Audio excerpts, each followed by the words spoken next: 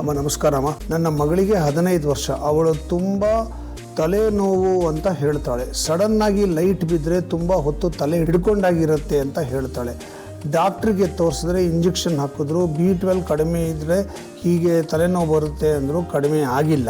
ಗೌರಿ ಅಮ್ಮ ಇದಕ್ಕೆ ಪರಿಹಾರ ಕೊಡಿ, ಧನ್ಯವಾದಗಳು ಛಾಯಾ ಅಂತ ಹಾಕಿದ್ದಾರೆ. ಅವ್ರಿಗೆ ತಲೆನೋವು ಕಮ್ಮಿ ಆಗಬೇಕು ಮತ್ತು ಈ ಥರ ತಲೆನೋವು ಬರಬಾರ್ದು. ಎರಡಕ್ಕೂ ಕೂಡ ಹೇಳೋಣ. ಮೊದಲು ಬಂದಿರೋ ತಲೆನೋವು ಹೋಗ್ಸೋದಕ್ಕೆ 1-2 ಚಮಚ ತುಪ್ಪ ಒಂದು ಒಗ್ಗರಣೆ ಸೌಟಿಗೆ ಹಾಕ್ಕೊಳ್ಳಿ. ಅದಕ್ಕೊಂದು 2-3 ದಳ ಕೇಸರಿ, ಎಳೆ ಕೇಸರಿ ಅದಕ್ಕೆ ಹಾಕಿ ಚೆನ್ನಾಗಿ ಬಿಸಿ ಮಾಡಬೇಕು, ಪಕ್ಕಕ್ಕಿಡಬೇಕು. ಅದು ಆರಬೇಕು.